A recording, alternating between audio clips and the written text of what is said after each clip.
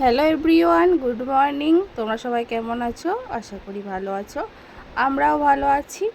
তা দেখো, সকালবেলা ঘুম থেকে উঠে গেছি। উঠে এখন আশিপাশি কাজ সারবো। সকালবেলা ঘুম থেকে ওঠার পরে অনেক কাজকর্ম থাকে, সেগুলো এখন আমি সারবো। আর ওইদিকে তো আমার বাবিন ঘুমাচ্ছে, ঘুমাক। আর এদিকে আমি তার কাজটা করে নিই। তা দেখো, এদিকে আজকে আমার গাছে কত সুন্দরভাবে ফুল ফুটেছে। অন্যান্য দিন এর থেকে বেশি ফুল ফোটে, কিন্তু আজকে তার তুলনায় অনেক কমই ফুটেছে। কিন্তু রোজ দিনই পুরো গাছ ভরে ভরে ফুল ফোটে। আর দেখো, কিছু জামা কাপড় জমেছিল, এই বৃষ্টির জন্য কাচা ধোয়া করতে পারছিলাম না। ওর জন্য দেখো আজকে সকাল সকাল সুন্দর একটু রোদ্দুর উঠেছে, তাই দেখে আমি সব কেচে দিয়েছি। আর আকাশের ওয়েদারটা দেখেছো, খুব সুন্দর লাগছে। কিন্তু এই সুন্দর বেশিক্ষণের জন্য না, এই সুন্দর রোদ্দুর উঠছে, আবার কিছুক্ষণের মধ্যে বৃষ্টি চলে আসছে, এই হচ্ছে। তা দেখো, বাবির ঘুম থেকে উঠে পড়েছে। বাবিকে খাইয়ে দাইয়ে স্নান করিয়ে রেডি করে দিয়েছি। বাবিনকে নিয়ে যাবো এখন স্কুলে। আর এদিকে আমি ব্যাগ, বই, খাতা সব কিছু ভালোভাবে গুছিয়ে নিয়েছি। এদিকে আবার স্কুল থেকে ছেলেকে দিয়ে আসার পরে রান্না করতেও বসে গেছি। আজকে রান্না করছি, এটা হচ্ছে পাঙাশ মাছ, এটা রান্না করব আজকে। আর করেছি পটল ভাজা করেছি, উচ্ছের তরকারি করেছি, ওগুলো হয়ে গেছে। তা দেখো, রান্না করতে করতে নিজে তো খেতে হবে একটু টিফিন, সকালে কিছু।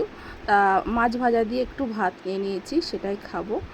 আর ওইদিকে সকালবেলা যে জামা কাপড়গুলো মেলে দিয়েছিলাম, ব্যাস চলে আসলো বৃষ্টি, ওগুলো তুলে রেখে দিলাম ঘরে।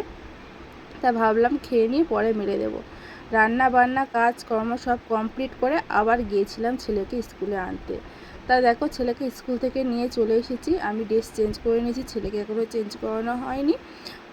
ওকে ড্রেস চেঞ্জ করাবো, হাত মুখ ধোয়াবো, তারপরে আবার খাওয়াবো। তা চলো, আজকে দুপুরের মেনুতে কী কী রান্না করেছি তোমাদেরকে একবার দেখাই। এখানে আছে পাকা পটল ভাজা, আর হাঁড়িতে তো ভাত রয়েছে। আর করেছি উচ্ছে দিয়ে আলু দিয়ে রুই মাছের মাথার তরকারি। আর রয়েছে ছেলের জন্য গাটি কচু দিয়ে রুই মাছের ঝোল, কারণ বাবি তো ঝাল টাল খায় না, ওর জন্য আলাদা করে তরকারি করতে হয়। আর এখানে রয়েছে পাঙাশ মাছের ঝাল। তা চলো খাওয়া দাওয়া করে নিই। খাওয়া দাওয়া করার পরে ঘুমিয়ে দিয়েছিলাম বিকেলবেলা সবাই মিলে একটু। তারপরে দেখো, ঘুম থেকে উঠে সন্ধ্যেবেলা সব মায়েদের যা ডিউটি, সব বাচ্চাদেরই বই পড়াতে হয় সন্ধ্যেবেলায়। তো বাবিনের তো সন্ধ্যেবেলা ম্যাম পড়াতে আসে, ওর জন্য আমার পড়ানো হয় না।